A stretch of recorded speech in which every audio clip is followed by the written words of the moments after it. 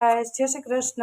આજે આપણે જો વઘારેલી ખીચડી બનાવવાની છે, તો એના માટે આપણે 2 નંગ ડુંગળી લીધી છે સુધારીને, 1 નંગ બટેટું, 1 નંગ ટમેટું, મરચું, આદું અને 2-3 કળી લસણની લીધી છે। અને આપણે આ સાદી ખીચડી જે બનાવતા હોય એ ખીચડી આપણે લીધી છે। અને આમાં આપણે તેલ લઈ લીધું છે। તેલ લાવે એટલે આપણે ખીચડીનો વઘાર કરશું। તો સૌપ્રથમ આપણે એક પાવડું જેટલું તેલ લીધું છે। તેલ આવી ગયું છે, હવે આપણે વઘાર કરશું। સૌપ્રથમ આપણે લસણની 2-3 કરી નાખી દેશું। લસણ સંતળાય પછી આપણે અડધી ટીસ્પૂન જેટલી રાઈ નાખશું। આમાં રાઈનું પ્રમાણ ખીચડીમાં સારું લાગે છે। અને હિંગ નાખશું અને 2-3 પાંદડા લીમડાના નાખશું।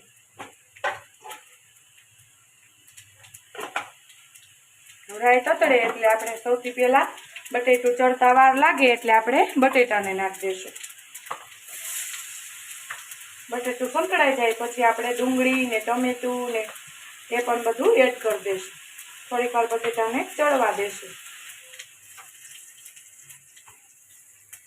બટેટાને આપણે થોડીક વાર ચડવા દઈશું।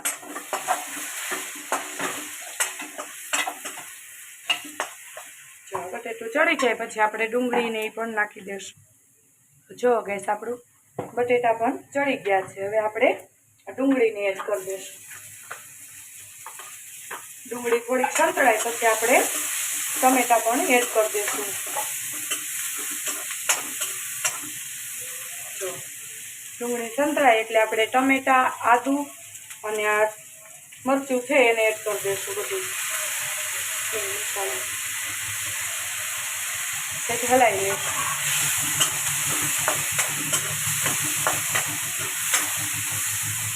ટમેટા ચડે ત્યાં સુધી આપણે મીઠું મરી મસાલા કરી લઈશું। સ્વાદ અનુસાર મીઠું નાખશું। એટલે ખીચડીમાં નાખ્યું હોય એટલે આમાં આપણે સ્વાદ અનુસાર જ મીઠું એડ કરશું। હલાવી લઈશું। ડુંગળી અને ટમેટા ચડે ત્યાં સુધી આપણે આને રહેવા દઈશું 5 મિનિટ માટે। જો આમાં આપણે ખીચડીમાં હળદર નાખી છે છતાં પણ આપણે અડધી સ્પૂન જેટલી હળદર નાખશું। અને લસણવાળી ચટણી છે એ પણ આપણે એડ કરી દઈશું અડધી ટીસ્પૂન જેટલી। તે હલાવી લઈશું।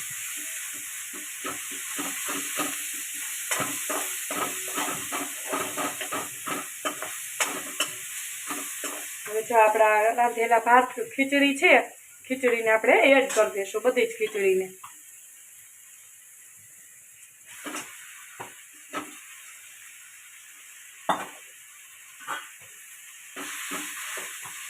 ખીચડી આપણે જે સાદી નોર્મલ બનાવતા હોય એ જ ખીચડી છે। હવે તે હલાવી લઈશું।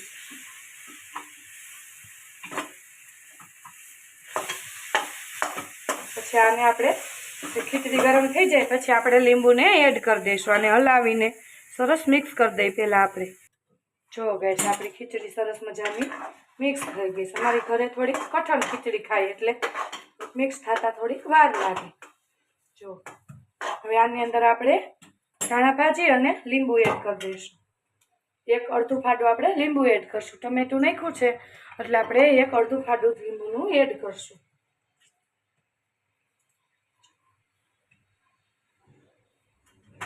એને હલાવી લઈશું સરસ મજાનું।